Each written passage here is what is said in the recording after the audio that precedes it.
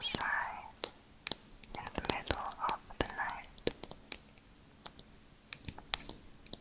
Not knowing how I got there, we lived in a rough neighborhood, and I would wake up outside in the middle of the night, not knowing how I got there, and would have to walk home and into the dark doorway I had left wide open for whoever might be lurking around. Pretty dangerous itself. However, the time that scared me the most was when I was about 9 years old. I woke up and found myself with the bedroom curtains drawn back and staring out the window. As I came awake, I noticed a very large, completely hairless man. No hair, no eyebrows, etc. Staring right at me and slowly inching closer to the window and closer to my face. He was looking back at me. He looked bewildered, like he was not sure what he was seeing. At that moment, I realized what was going on, and I started screaming uncontrollably, frozen in place and peeing down my leg.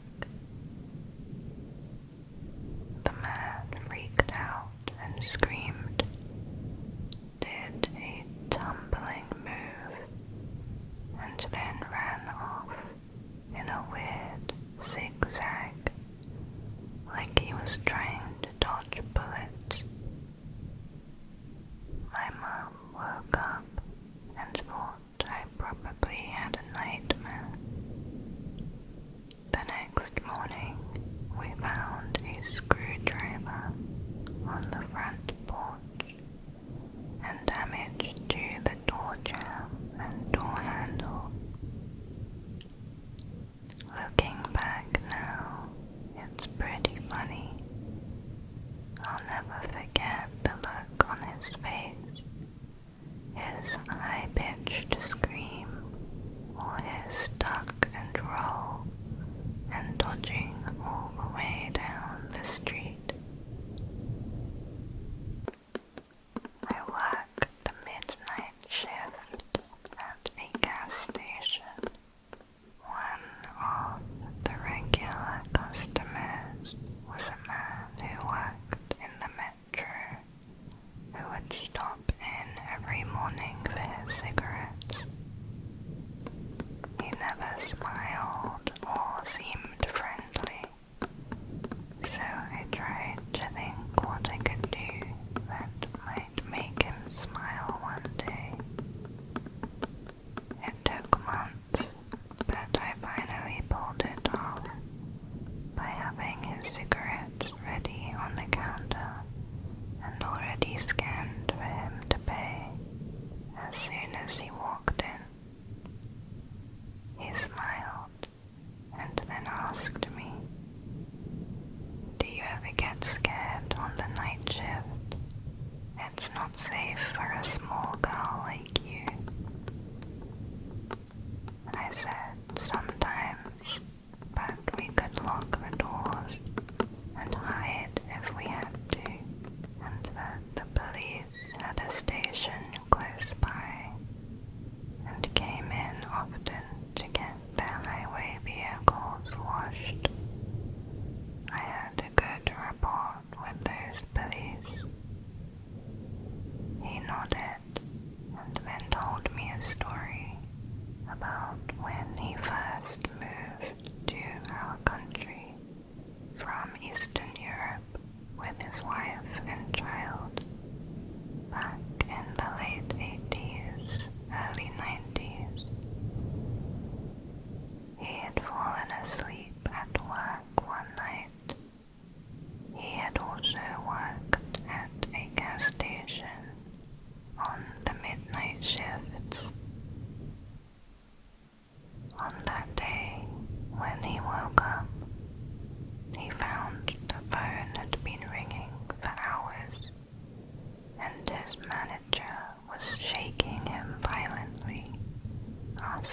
if he was alright. He was fine, he said. What was the problem? And he apologized he fell asleep. His manager screamed at him. It was fine that he fell asleep. To look outside, all of their motor oil was missing, and the outside of the place was a mess. Thieves had come and swiped all the oil and left him be because he slept through the entire thing. They then moved down the road to the next station. At that station, the clerk was awake and fought back, so the thieves stabbed him to death and left him to bleed out. He concluded by telling me, if you ever feel sleepy, just lock the door and do it. It might save your life. I don't work at that station anymore, but I think about that guy all the time and wonder how his grandkids are. That poor clerk's killers were finally found 25 years later.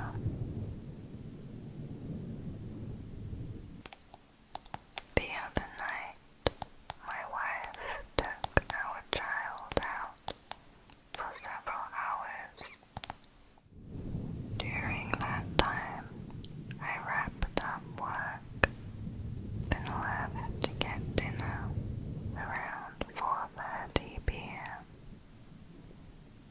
Got home around 6:30, played with our dog, and did a few chores. Then my wife got home around 7:30.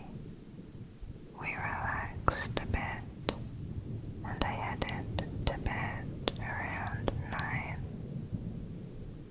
Maybe 2 minutes after crawling into bed, I get a text from my wife with a picture of our dry erase menu board on our fridge.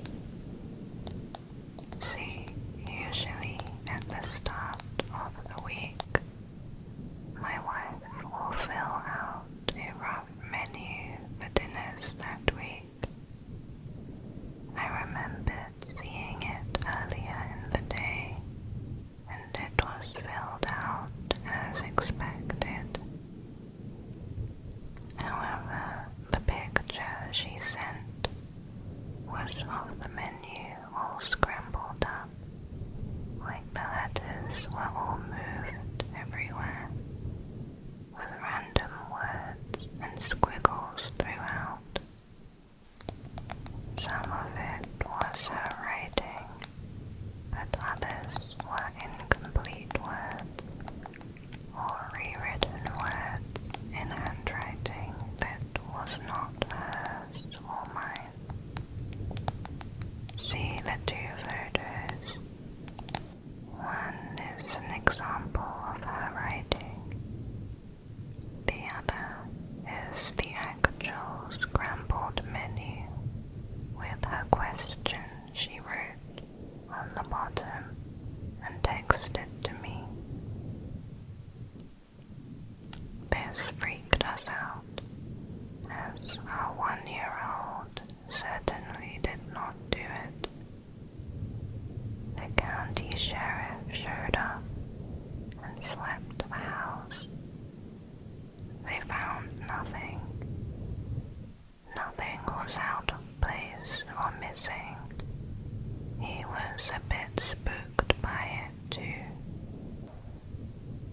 He said they never get a call out in the country where we are, and recommended we change our locks.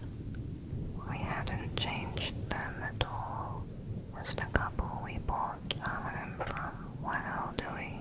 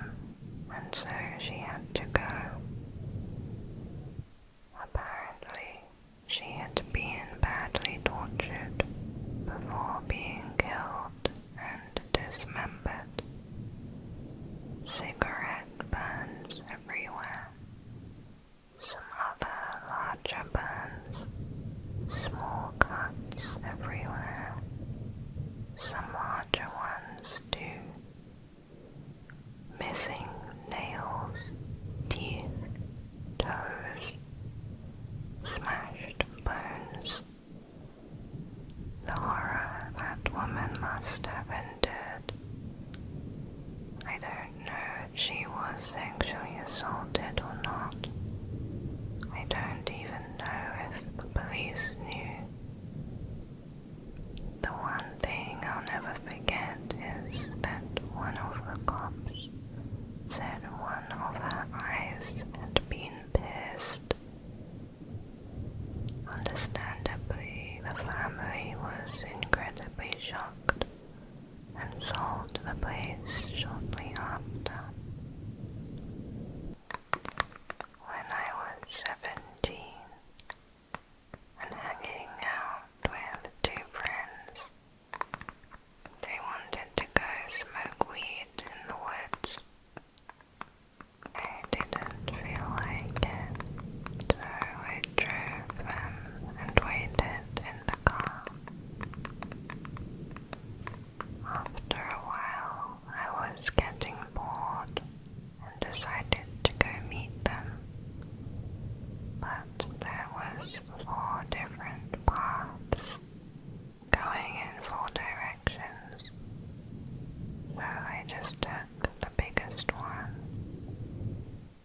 After walking for a few minutes in the pitch black forest, this was before phone flashlights, I come across this dip in the trail, and on the other side is a bench, lightly visible due to the moonlight. Sitting on the bench is a man, and another one is standing in front of him, but I can only make out silhouettes. Being sure these are my friends, I yell out to them before walking over. If you ever walked the woods at night, it's just an uneasy feeling all around, so I was cautious to begin with. Well, it turns out, just after yelling out to my friends, both silhouettes turned towards me. Not a word, not a sound. Then the guy sitting down starts sprinting full speed towards me in complete silence. I got the hell out of there, sprinting all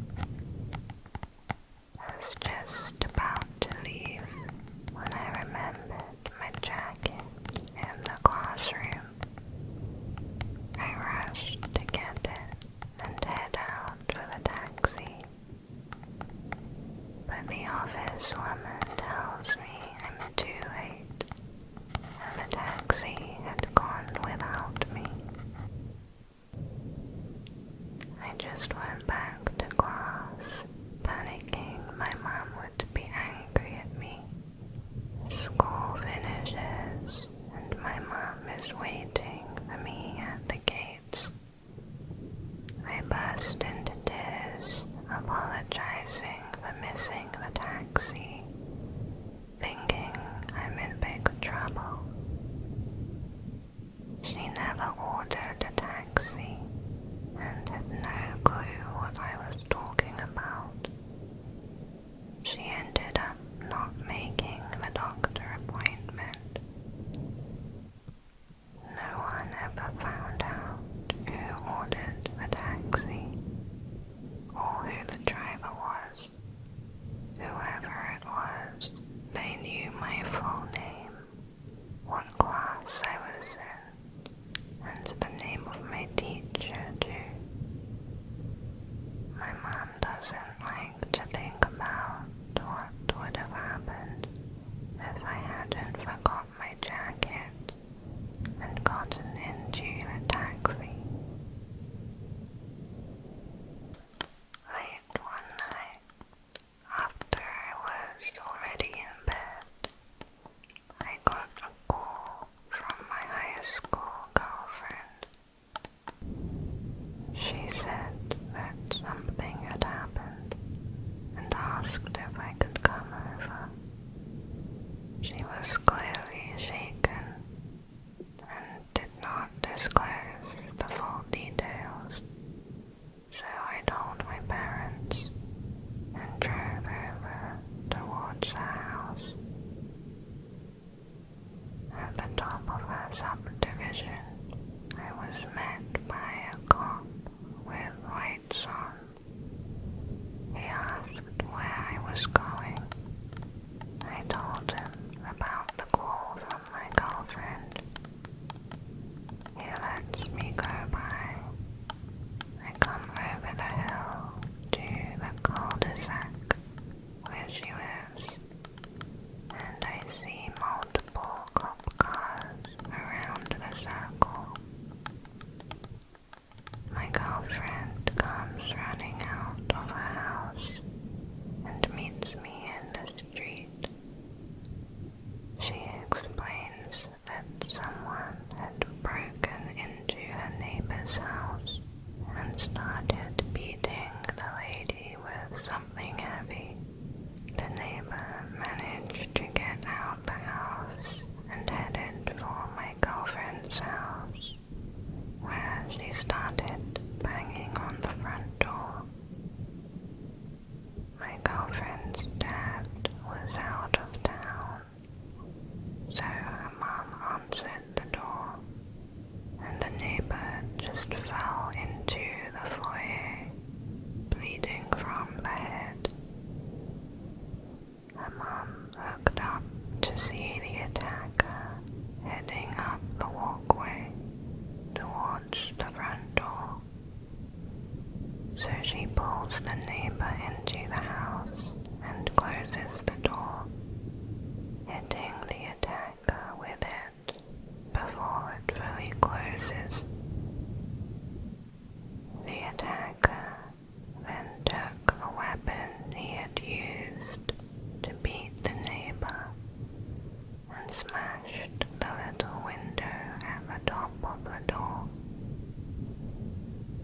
Her mom started screaming, and the attacker just turned around and walked up the street into the darkness.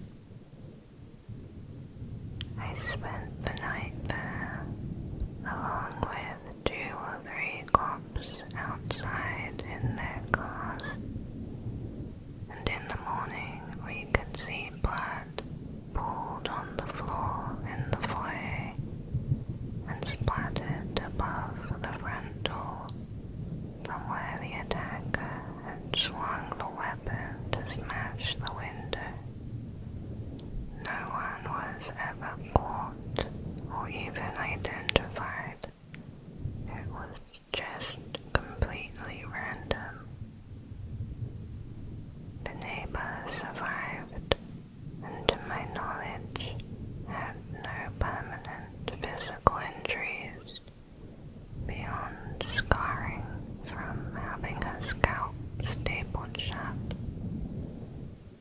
She moved away shortly after the incident.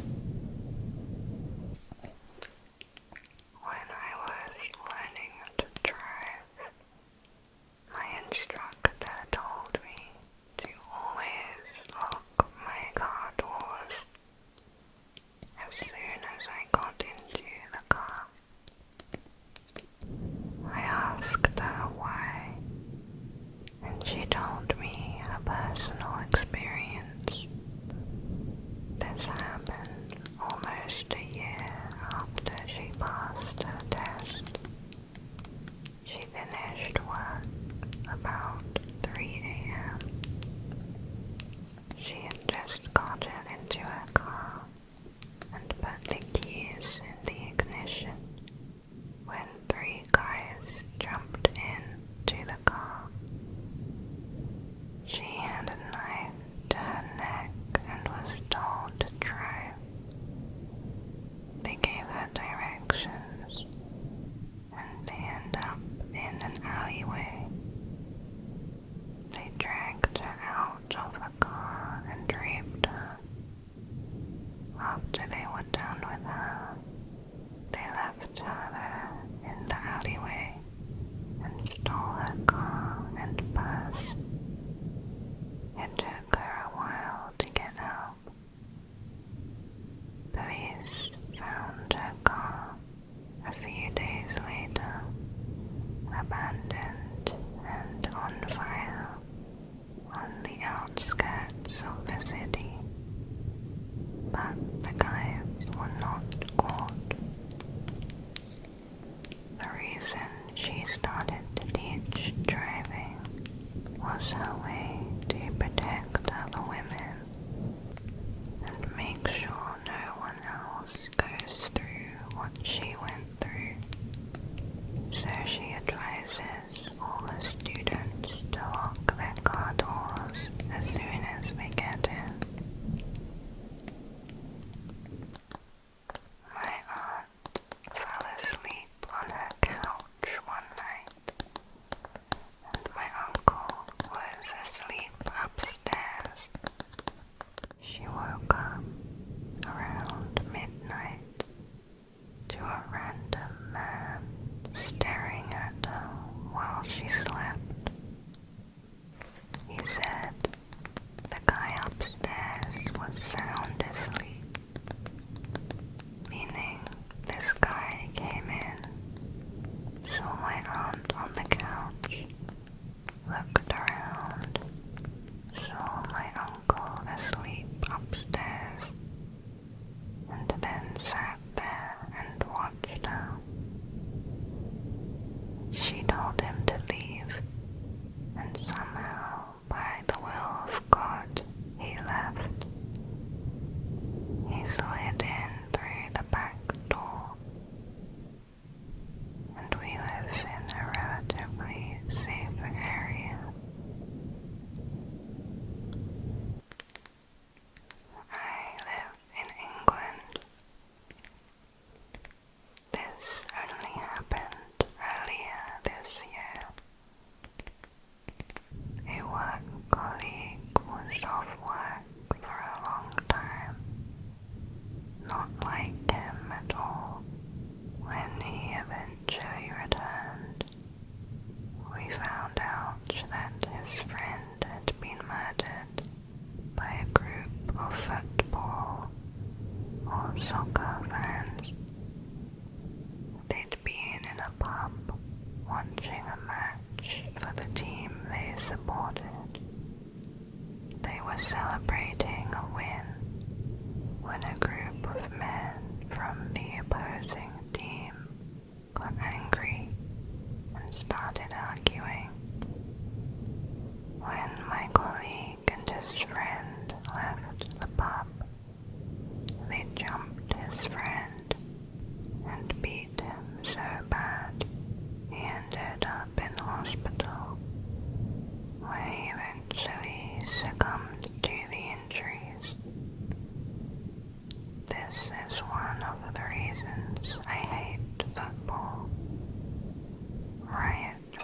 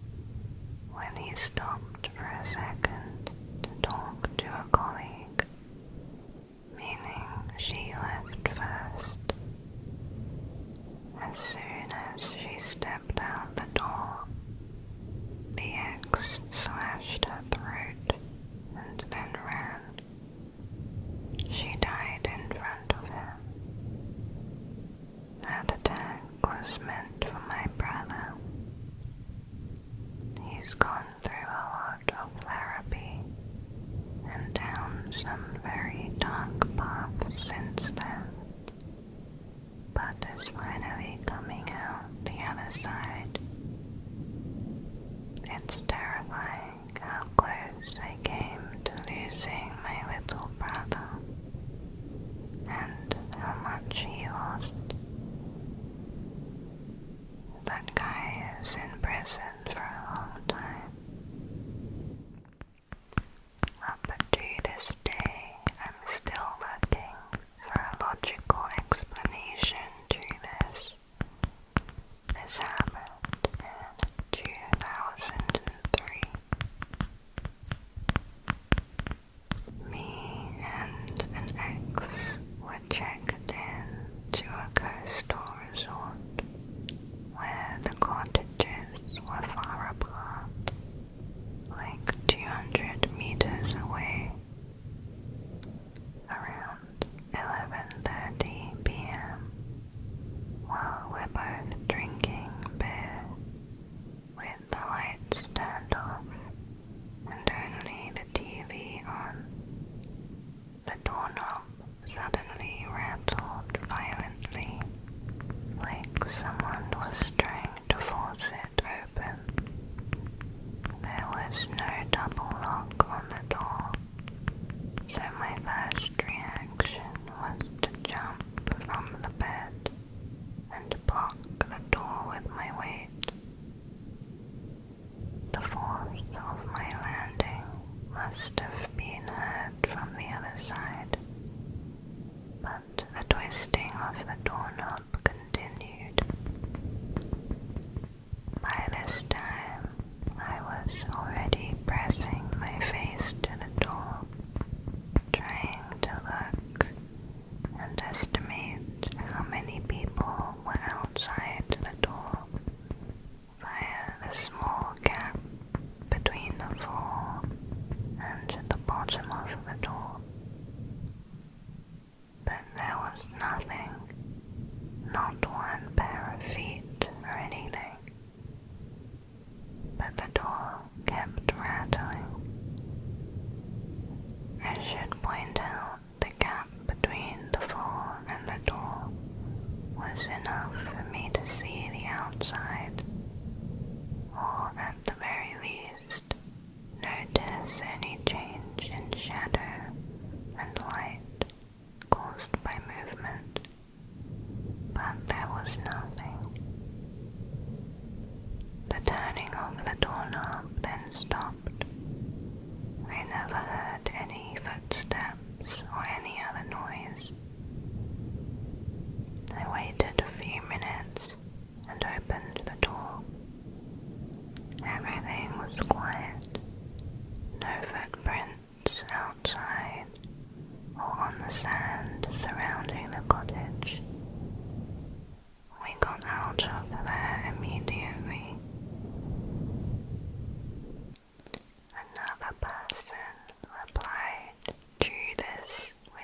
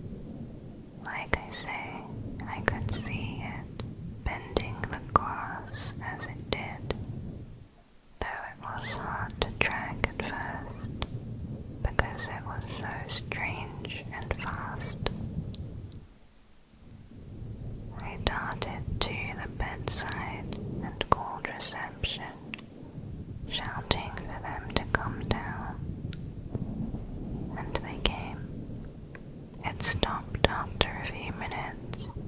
I waited, still standing there. They finally arrived. When I told them what happened, the porters and butlers just crouched down and put their hands on their heads and began crying. A couple of them hightailed it right off in the car and did not come back to work. One of them, a nice guy, told me a bunch of stuff about the villagers who had been angry that these cabins had been put up. Apparently, only half of them, cabins 1 to 6, had been built. But he always gets calls on the switchboard from cabin 12, which was never built. When he picks it up, it's just a jumbled hiss and voices. When I was on life support, there was this other girl on a ventilator just down the hall. Like me, she had had all of the right symptoms: headaches upon waking, vomiting without nausea, and getting lost in the house where she had lived for years.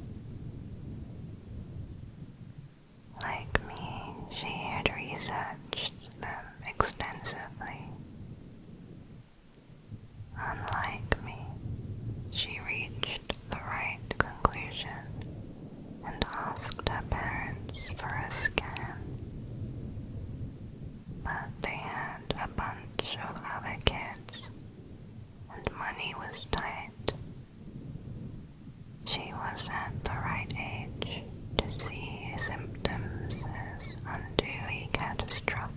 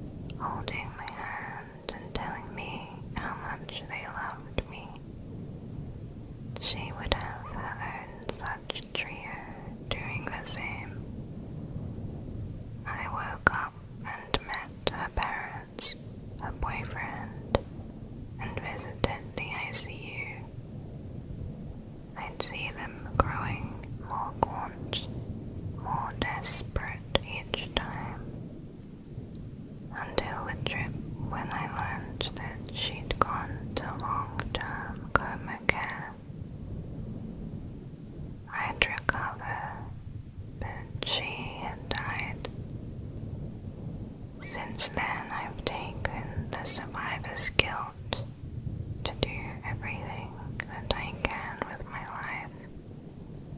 But that so easily could have and should have been her outcome instead. That's the outcome for so